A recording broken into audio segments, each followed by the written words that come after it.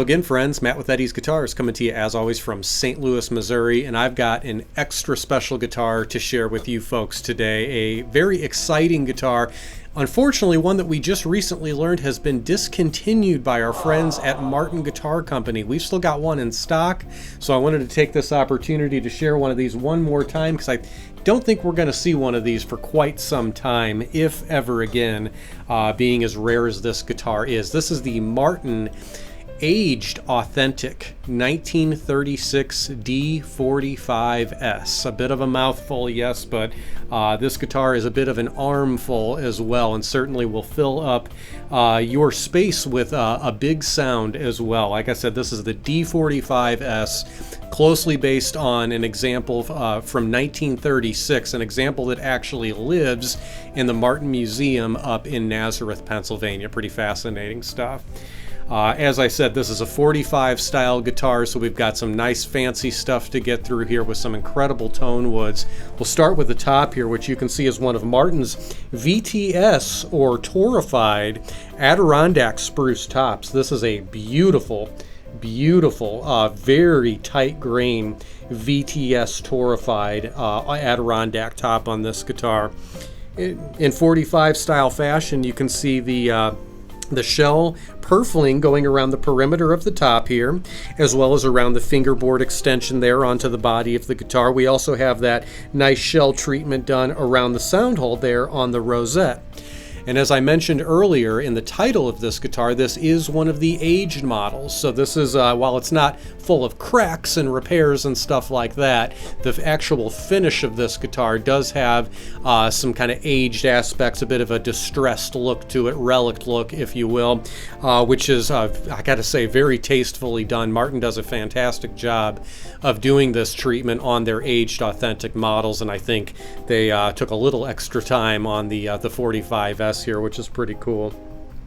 Ebony bridge, ebony fingerboard there. Take a look at the back and sides of this guitar, which are a glorious set of Brazilian rosewood. Fantastic set of rosewood on the back of this guitar, as it should be. You can also see that nice shell purfling going around the back. We've got a super colorful back strip going down right the center of the back as well there. Of course, we also have the shell on the side panels of the guitar, all perfectly mitered in there. Just fantastic craftsmanship in all of the kind of fancier details of this guitar. All the way up on the headstock, you can see a matching Brazilian rosewood veneer, which is fabulous looking, with that super classic CF Martin logo done there. Timeless, if you ask me. Absolutely timeless. We've got the engraved gold open gear tuning machines on this guitar, just absolutely perfect. We have the 1 3/4 inch nut width.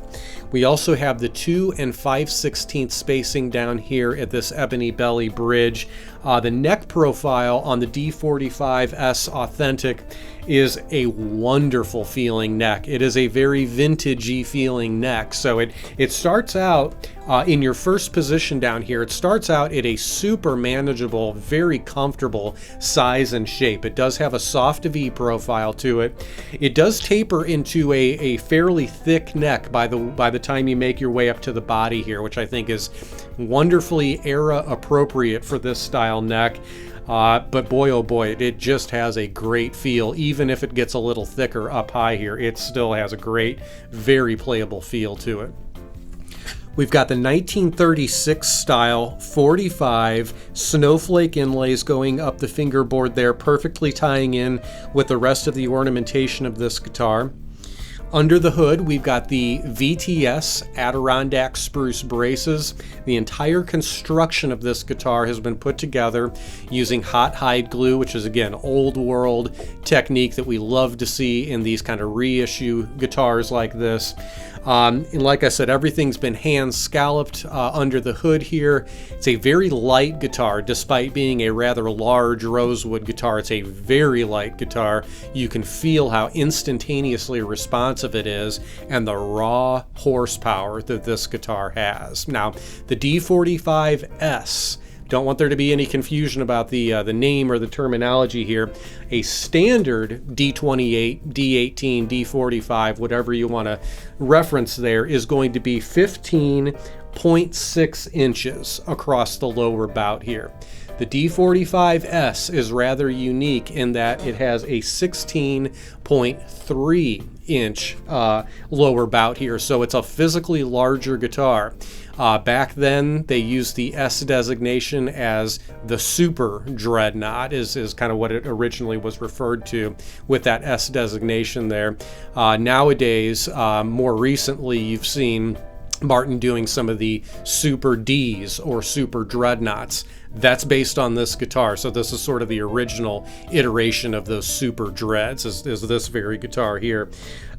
Incredible creation from Martin. Like I said, this guitar unfortunately has really recently been discontinued, so we will not be seeing another one of these guitars in the store here, at least in a brand new context. So like I said, I wanted to share this one. This is a particularly great sounding example, as we've had 4 or 5 of these through our store now. We've been lucky enough to get a few of them. I will say also, just back in the 30s, when these guitars were actually being produced, there were at best, I think, 3 or 4 made in 1 year. There were 2 specifically made in 1936, like I said, one of which is currently residing in the Martin Museum up there in Pennsylvania, and only a small handful outside of 1936 were ever produced. So I want to say less than a dozen total, if I recall correctly. So what's neat about this model, even though it's been discontinued already, Martin never made a lot of these by today's standards either. There were only a small handful of these made, sort of keeping with that ultra rare quality of the actual original examples, which is kind of nice. So I'm dying to take a listen to this guitar, so we're going to hear it now.